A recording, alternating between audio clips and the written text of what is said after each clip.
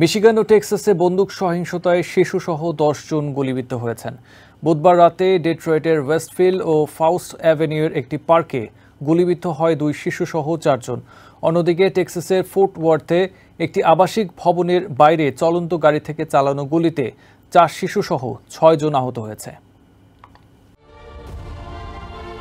ডিট্রয়েটে বন্দুক সহিংসতায় 2 শিশু ও 2 নারীর গুলিবিদ্ধ হওয়ার ঘটনায় সন্দেহভাজনদের খুঁজছে পুলিশ। 3 ও 6 বছর বয়সী গুলিবিদ্ধ ওই 2 শিশু হাসপাতালে আশঙ্কামুক্ত অবস্থায় আছে, তবে আহত 2 নারীর অবস্থা আশঙ্কাজনক। এদের মধ্যে একজন অন্তঃসত্ত্বা বলে জানিয়েছে পুলিশ।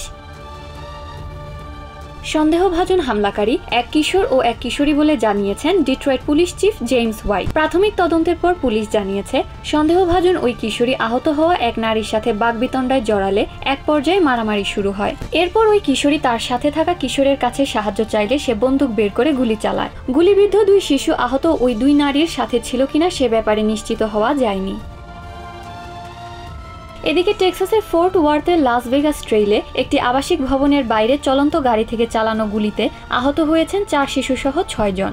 আহতদের বয়স 3 থেকে 19 বছর। এদের মধ্যে 5 জনকে চিকিৎসার জন্য হাসপাতালে নেওয়া হয়। একজনের অবস্থা আশঙ্কাজনক বলে জানিয়েছে পুলিশ। পুলিশ জানায় আবাসিক ভবনটির বাইরে অবস্থান করছিল ওই শিশুরা। সে সময় একটি গাড়ি থেকে তাদের লক্ষ্য করে গুলি চালানো হয়। এই ঘটনায় ক্ষোভ প্রকাশ করেছেন ফোর্ট ওয়ার্থ পুলিশ চিফ নিল নোক্স। এই ঘটনায় শেষ খবর পর্যন্ত কাউকে গ্রেফতার করা হয়নি। Adeline Shreya, TVN 24 news desk. New York থেকে সম্প্রচারিত TVN 24 টেলিভিশন বিশ্বজুড়ে বাঙালির কণ্ঠস্বর।